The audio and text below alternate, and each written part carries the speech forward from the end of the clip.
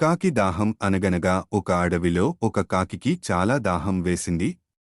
ఆ రోజు బాగా ఎండగా ఉంది. ఆ వేడికి కాకి గొంతు పూర్తిగా ఎండిపోయింది. ఎగిరే ఓపిక అయిపోయి నీరసంగా నీళ్ల కోసం వెతికింది. చాలాసేపు వెతికాక ఒక కుండలో నీళ్లు కనిపించాయి. ఆశగా ఆ కుండలో కాకి ముక్కు పెట్టింది.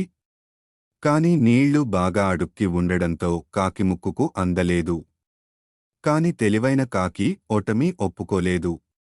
చుట్టుపక్కలు పడున్న రాళ్లను తీసుకుని వచ్చి ఆ కుండలో పడేసింది. కుండలోకి రాళ్లు మునిగిపోయి నీళ్లు పైకి తేలాయి. కాకి దాహం తీరేదాకా నీళ్లు తాగి ఆనందంగా ఎగిరిపోయింది. నిజమే, మనసు ఉంటే మార్గం ఉంటుంది. ఈ కథ నేను మా అమ్మాయి మేఘాకి చెప్పాను. అప్పుడు మేఘ నాతో అంది, పాతకాలం కాకి కనుక కష్టపడి గులకరాళ్లు వెతికి కుండలో వేసింది.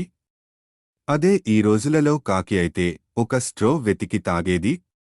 ఈ మాట విని నాకు చాలా ఆశ్చర్యం అనిపించింది. ఈ కథ 1000 సార్లు విన్నా ఈ మాట నాకు తట్టలేదు.